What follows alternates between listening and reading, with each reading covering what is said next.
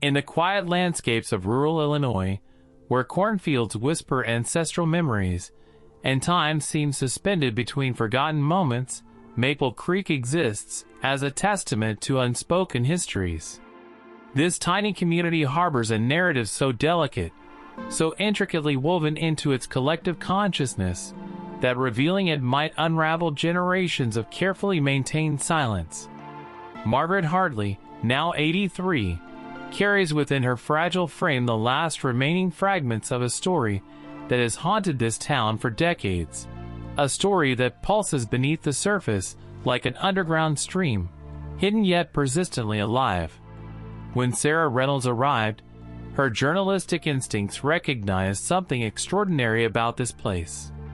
The town's remaining residents move with a choreographed caution, their interactions marked by subtle deflections and carefully constructed conversations.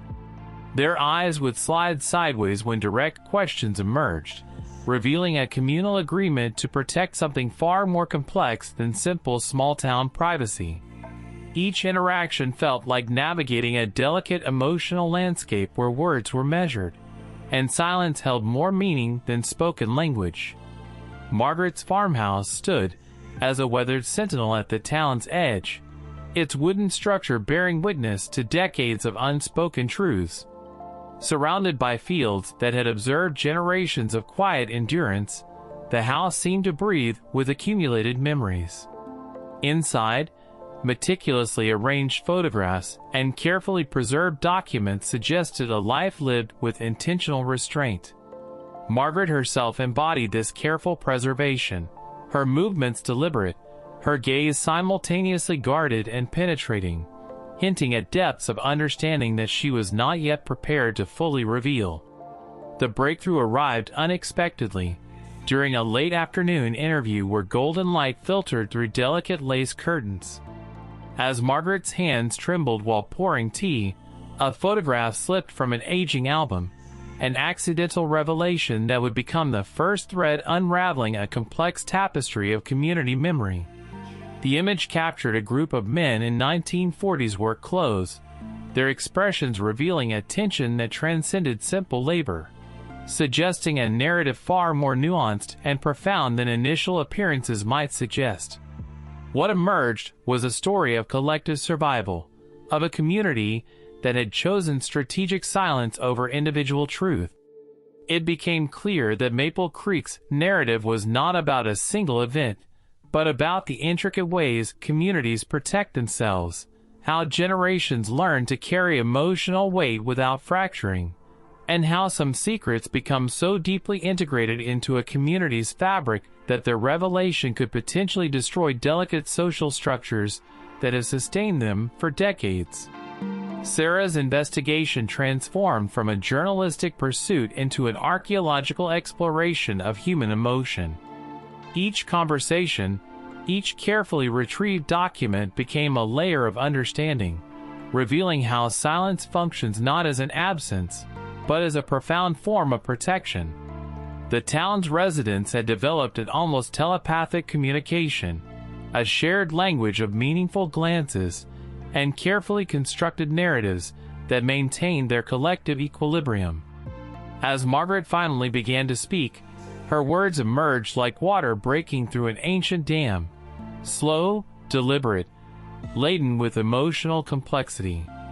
The story she told transcended simple chronological events, becoming a meditation on human resilience, on choices made in moments of extreme psychological pressure. Love, survival, moral ambiguity, these concepts intertwined in ways that defied simplistic judgment, presenting a nuanced portrait of human experience that challenged conventional understanding. The documentary evolved into more than a historical investigation. It became a profound exploration of memory itself. How do communities carry history? How do individuals and groups decide what stories can be spoken, what must remain hidden? Maple Creek emerged as a microcosm of broader human experiences, a living testament to the unspoken narratives that shape rural American life, revealing the extraordinary within the seemingly ordinary.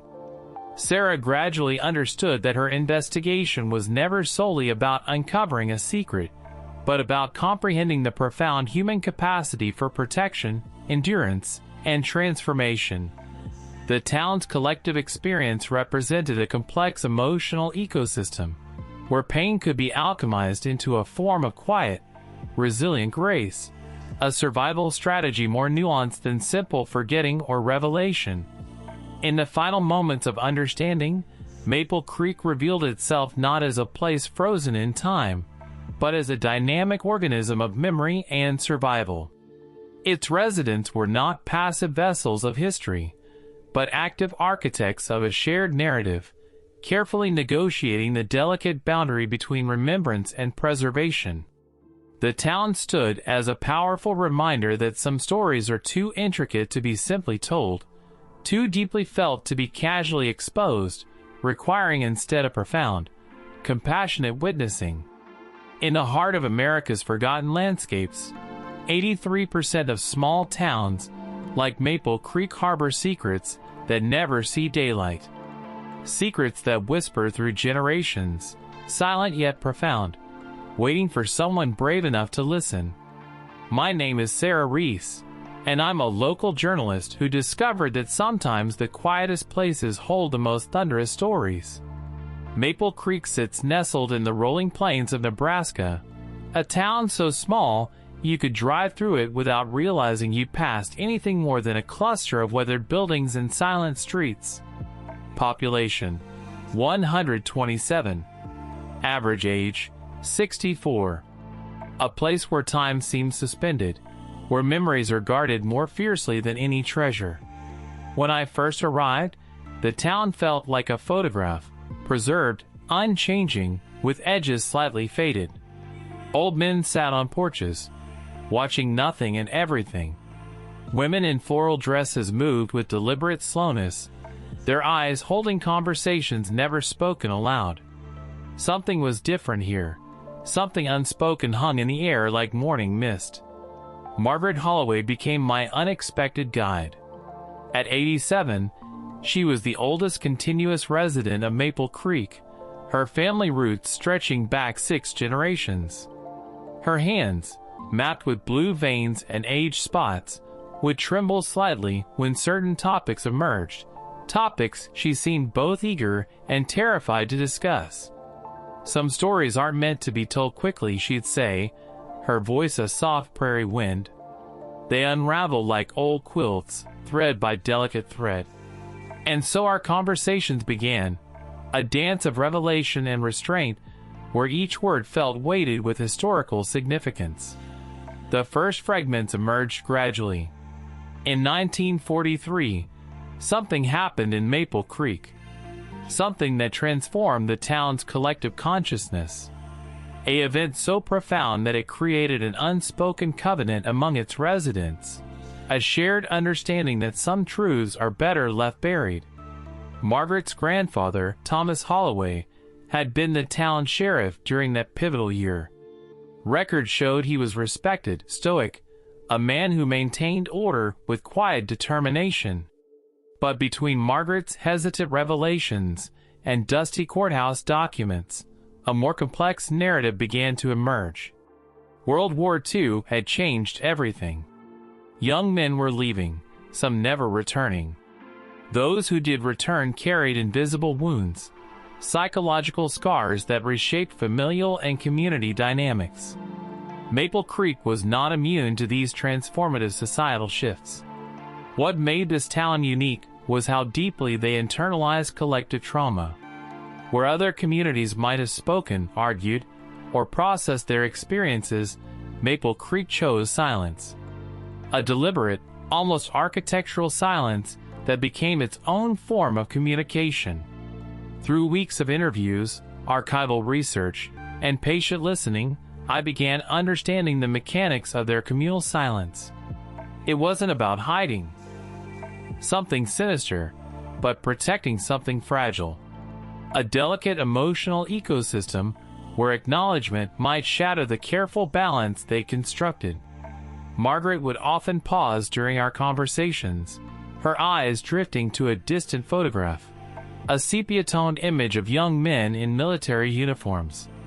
We learned, she'd say cryptically, that some burdens are best carried collectively, not individually. The town's economic decline mirrored its emotional landscape. As farming became increasingly industrialized, Maple Creek's population dwindled. Young people left, seeking opportunities in larger cities. Those who remained became custodians of a shared, unspoken narrative.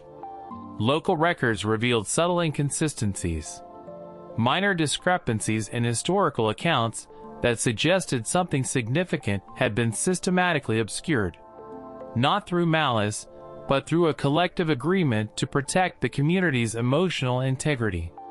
By 1950, Maple Creek had transformed. The vibrant pre-war community had become a hushed, introspective settlement. Social interactions became coded, laden with subtext. A raised eyebrow, a particular tone of voice, a momentary silence, these became their language of communication. Margaret represented the last living connection to that transformative period. Her memories were not just personal recollections, but collective testimony. Each story she shared felt like retrieving a fragment of a complex, multi-generational puzzle. Understanding isn't always about knowing every detail, she'd explain.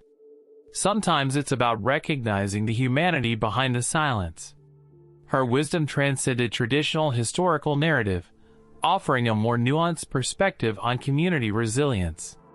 The documentary I was creating was more than a historical record. It was an exploration of how communities metabolize collective trauma. Maple Creek became a microcosm, representing countless small towns that absorbed historical shifts with remarkable emotional sophistication. As our conversations deepened, Margaret's revelations became more intricate. The story wasn't about a single dramatic event, but about the cumulative weight of unspoken experiences. How a community learns to carry shared pain, transforming it into a quiet, resilient strength. Maple Creek taught me that silence isn't absence, it's a profound form of communication. Every hushed conversation, every averted gaze, every carefully maintained tradition was a thread in their complex emotional tapestry. In documenting their story, I realized I wasn't just recording history. I was bearing witness to a remarkable human capacity for collective healing, for finding dignity in restraint, for protecting what matters most, the intricate, fragile connections that define community. As the sun set over those endless Nebraska plains, casting long shadows across weathered farmhouses, Margaret squeezed my hand. Some stories, she whispered, are meant to be felt, not just told. And in that moment, I understood the true heart of Maple Creek, a testament to the profound, often unspoken resilience of the human spirit. In the stillness of rural Illinois, where cornfields stretch like golden memories, Maple Creek breathes a silence so dense it could suffocate truth. Here, where time seems suspended between weathered farmhouses and forgotten memories, a single story waits, trapped like a whisper between generations. Margaret Hartley, now 83, holds the last fragments of a narrative that has haunted this town for decades, her weathered hands clutching secrets more tightly than she grips her porcelain teacup. When Sarah Reynolds, a local journalist with restless curiosity, first arrived in Maple Creek, she sensed something unspoken hanging in the air, a weight more substantial than summer humidity. The town's remaining residents watched her with careful eyes, their gazes sliding sideways whenever she asked about the town's history, about what happened decades ago that seemed to freeze this community in an eternal, cautious moment. Margaret's farmhouse sits at the edge of town, a weathered sentinel overlooking fields that have witnessed